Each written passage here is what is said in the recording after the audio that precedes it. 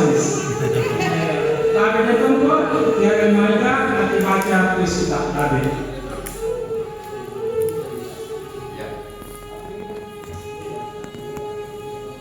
Ini buku yang saya tulis sejak tahun 2021 pertama kali, dan dimulai dengan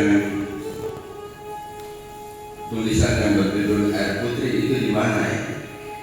Air Putri adalah tempat tinggal saya ketika di Ambon, Gerakan Purwokerto. Kalau beberapa orang lalu tanya tinggal di mana, saya cukup hanya jawab Air Putri, karena kadang kalau tanya lagi Air Putri itu di mana ya? Ambon juga. Jadi kita mesti kasih tambahan penjelasan bahwa Air Putri itu letaknya antara Batu Gantong dan Wainito. Posisi Air Putri ini memang seperti Takurung. Kalau lewat jalur angkot trayek Air Saloba, orang akan lewati dulu Batu Gantong, lalu Air Putri, terus ke Wainito, West End, Benteng, kemudian Air Saloba. Kalau kita pas di Air Putri, lalu kasih menghadap muka ke timur, maka kita pun akan lihat perbukitan yang ke arah Kudamati. Sedangkan kalau balik belakang ke arah barat atau menuju pantai, kita akan ke tanah abang kecil atau Talake. Kita sendiri yang terlalu tahu batas-batas pasti Air Putri itu sampai di mana. Kita menyebut diri sebagai orang Air Putri karena memang di situ ada kali yang namanya Air Putri.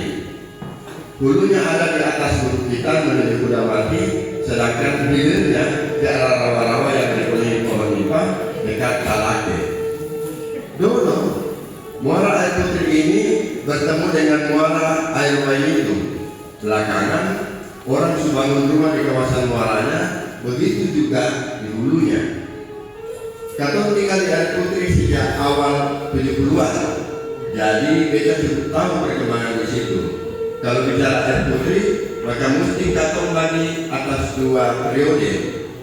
Periode sebelum ada Pasar Wainito dan sesudah Pasar Dibangun. Nah, Anda bisa bayangkan saja, pasar ini dibangun di Air Putri, namanya Pasar Wainito. Beta mau cerita dulu, sebelum ada Pasar Wainito, lokasi pasar ini tadinya dipenuhi pohon-pohon sagu. Saking banyaknya pohon sagu akan seperti hutan. Di beberapa bagian agak rawa-rawa, mungkin karena efek aliran kali Air Putri. Kalau berjalan tadi ke sebelah, maka kita akan masuki perkampungan yang dipenuhi pohon-pohon gandaria. Buah gandaria itu kulitnya tipis, biasa dikupas pakai pisau dari bulu. Rasanya manis tapi agak masam, bijinya warna ungu.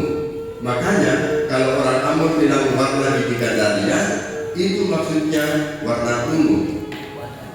Selain pohon gandaria, juga ada beberapa pohon durian, pohonnya tinggi. Kalau sepi mengalir lewat situ, beta jadi ingat pepatah bagaikan mendapat durian runtuh. Kalau dipanjat pasti lelah karena pohonnya saking tingginya. Di tempat itu juga ada satu pomang penjual sageru. Sageru ini baru atau tua. Beta pun bapak waktu masih sehat seringnya minta beta beli sageru di situ.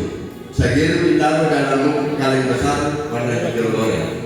Jadi boleh dibilang kita punya bapak ini bayi numpang kok. Bayi numpang.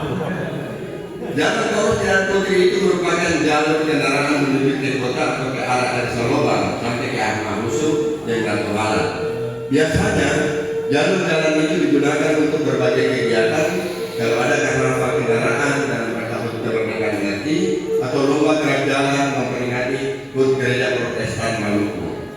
Cukup nonton di pinggir jalan situ saja. Beta ingat nama jalan yang membentang di Air Putri ini adalah Jalan Profesor Dr. D.A. Sulawesi. Profesor Dr. Sulawesi ini ahli nuklir pertama orang dari Indonesia.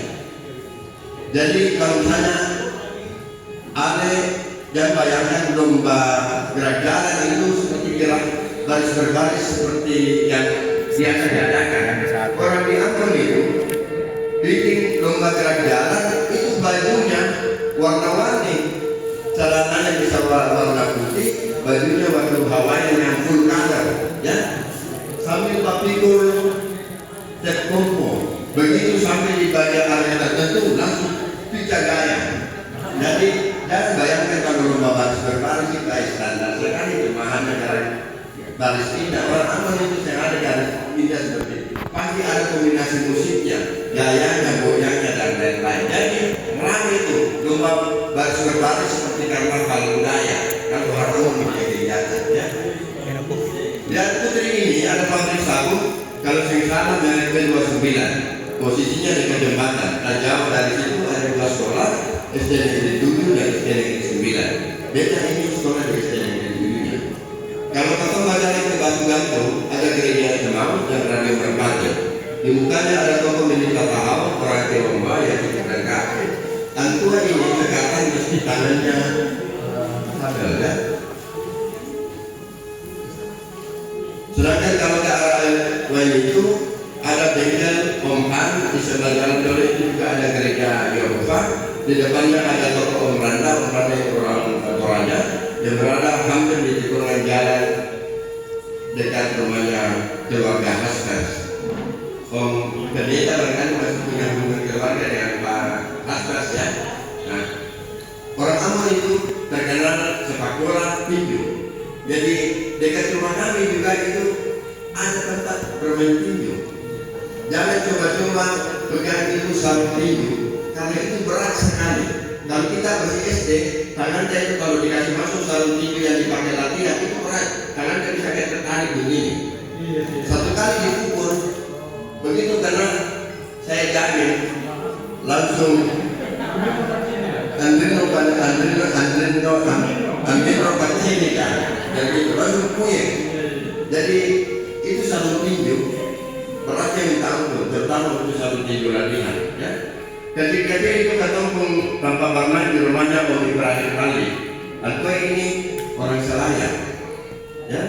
Jadi dulu itu kata orang bermain enggo, bermain muter, bermain benteng, bermain kaki, layar-layar, sampai bermain sepak bola juga di bintangnya Om Ibrahim Ali itu. Bisa dibayangkan luasnya itu tanah seperti apa. Semua permainan bisa dilakukan di situ. Itu orang Selayar, ya. Kadang pula ketemu bermain di bawah pohon mangga besar atau di samping rumahnya Om Randa.